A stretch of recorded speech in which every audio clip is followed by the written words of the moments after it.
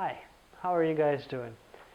Today I'd like to discuss a question which is usually used to understand the concept between a business requirement versus a functional requirement. It's a very simple question to begin with, but there are still things that can be improved to make you stand apart from the folks that are giving those simple answers.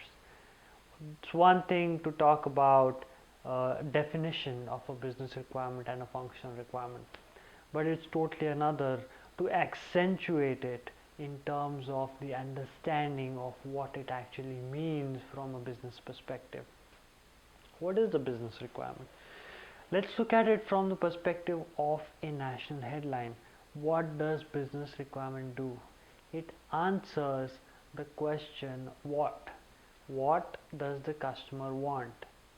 That is what the business requirement is. Any business requirement can be translated into an answer or a response to a question, what does the customer want? For example, the customer wants an application where the customer should be able to make payments online. That is one example of a business requirement. Let's look at what is a functional requirement. Now, coming back to business requirement, they are extremely high level. They give you a 20,000 feet high in the air kind of view of the application as a whole. Whereas in response, the functional requirements are actually much more in details. They give you the nitty-gritty of all the aspects, and they also answer a question, how? How do you get what the customer wants? That is how you would remember what is the major distinction between a business and a functional requirement.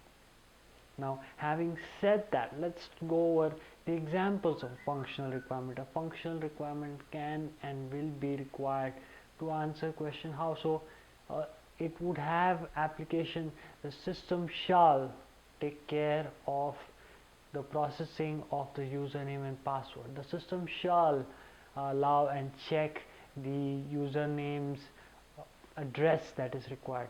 The system shall check whether the payment credit card has enough balance to cover the payment that is expected. So this would give a well-rounded answer of having provided the definition and also provided what are the examples that give us an understanding that you as a business analyst know exactly what you're talking about and are standing apart because you are able to articulate the idea about the crux of the matter, which is the distinction between business requirement and function requirement. Thank you very much.